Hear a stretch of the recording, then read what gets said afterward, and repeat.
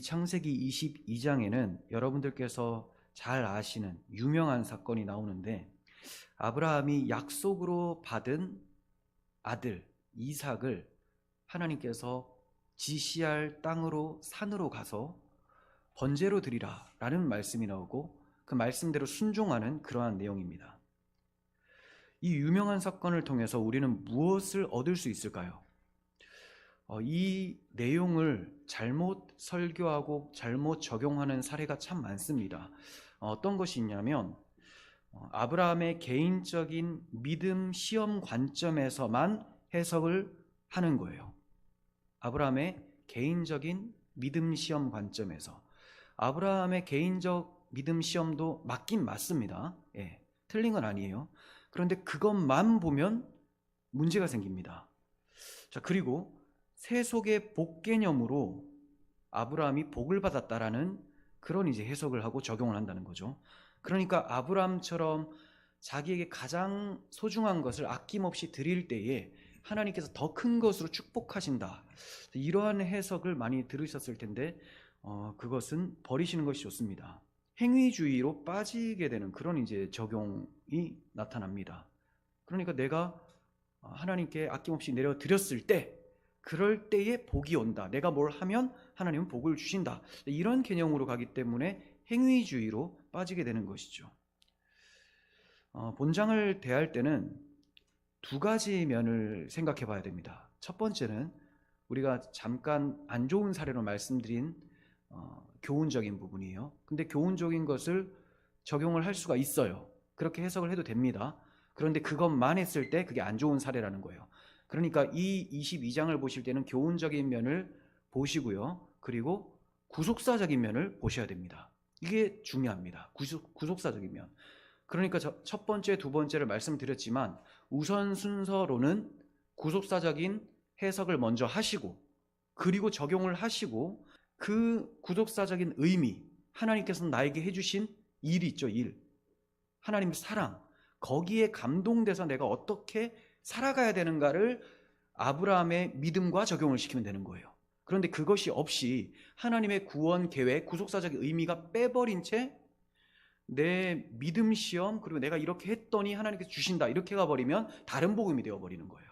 순서가 너무나 중요합니다. 그래서 항상 하나님이 나에게 해주신 일을 먼저 확인을 하시고, 그 일로 인하여서 나의 마음에 어떠한 일이 일어나는가, 하나님을 사랑하고 하나님께 영광 돌리고자 하는 마음이 일어날 때, 그때 아브라함의 믿음 순종의 모습이 나의 삶에 나타나야 된다는 거죠. 이렇게 적용을 시켜야 됩니다.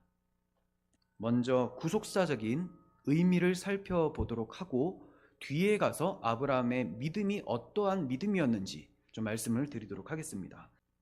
하나님께서 아브라함의 무엇을 보시려고 시험을 하셨습니까?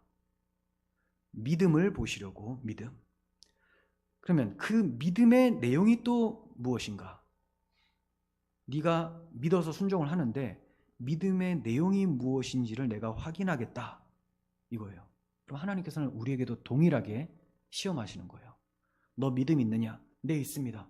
그 믿음의 내용이 뭐냐? 대답할 것을 항상 준비하라. 대답만 하지 말고 아브라함처럼 순종으로 너의 삶에 복음만을 의지하는지를 한번 보신다는 거죠. 그리고 또 하나님께서 우리의 연약한 믿음을 순종하는 믿음으로 이끌어 가신다라는, 그걸 22장을 통해서 우리는 보게 되는 거예요. 그러니까 우리가 하나님 앞에서 발견되어야 할 것이 뭐냐? 아브라함이 가지고 있었던 그 믿음과 그 믿음의 내용이라는 거예요. 바로 십자가 부활의 믿음을 우리가 가지고 있어야 됩니다. 하나님께서는 우리의 믿음이 언약을 사랑하는 것인지 이삭을 사랑하는 것인지를 확인하기를 원하십니다. 이해가 되세요? 그냥 하나님이 주신 선물, 눈에 보이는 선물, 이걸 좋아하는 것인지, 약속의 아들이기 때문에 이삭을 좋아하는 것인지, 언약을 사랑하느냐, 아들을 사랑하느냐.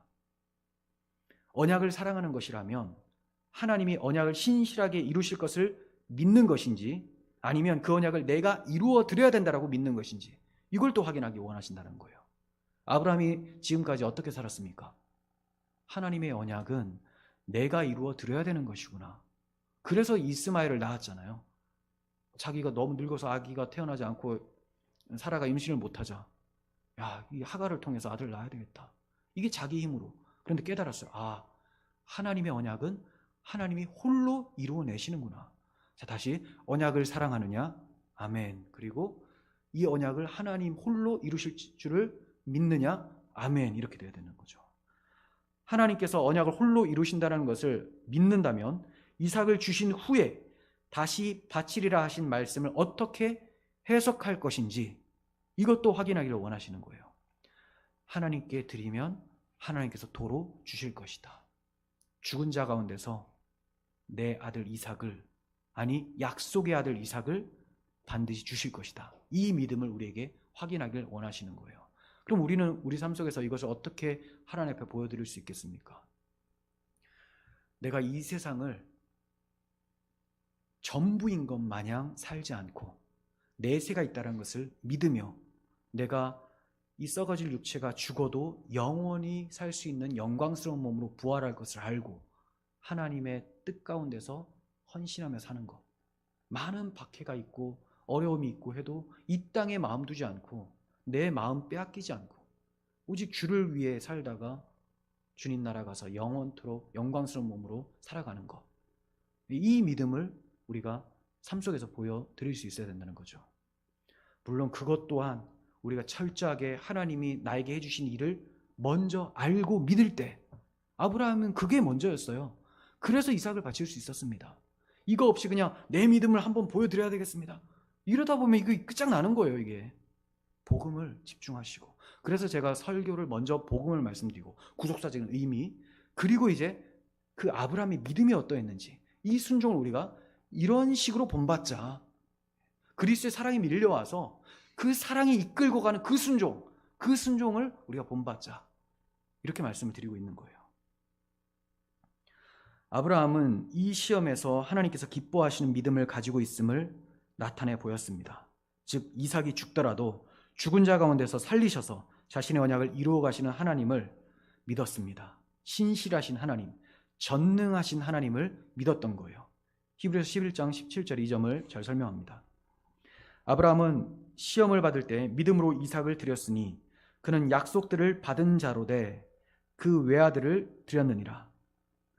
그에게 이미 말씀하시기를 내 자손이라 칭할 자는 이삭으로 말미암음이라 하셨으니 그가 하나님이 능히 이삭을 죽은 자 가운데서 다시 살릴 줄을 생각한지라. 비유컨대 그를 죽은 자 가운데서 도로 받은 것이나. 그죠?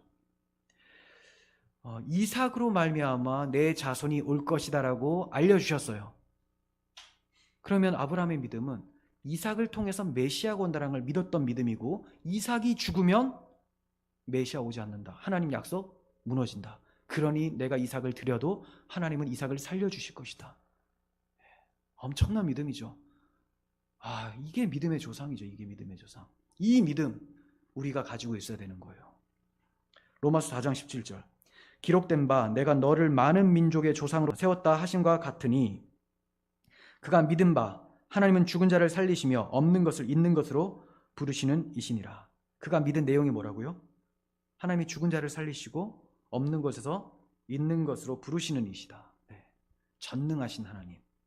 그래서 하나님이 17장 1절에서 아브라함에게 나는 전능한 하나님이다, 이렇게 아브라함을 찾아오시는 거죠. 아브라함이 믿은 것의 핵심은 그리스도의 십자가 부활이었습니다. 그리고 그 복음 안에서 자신도 죽고 살아난다는 것을 믿었습니다. 이것이 성도의 힘이며 하나님께서 맹세로 보증해 주신 확실한 복입니다. 우리는 어떠한 하나님을 믿고 있습니까? 무엇을 복으로 바라며 살아가고 계십니까? 우리에게 보여주신 하나님의 사랑 앞에 우리가 보답할 것은 그 사랑을 찬양하며 십자가를 지고 부활 소망으로 그 사랑을 실천해 가는 것, 이거밖에는 없습니다.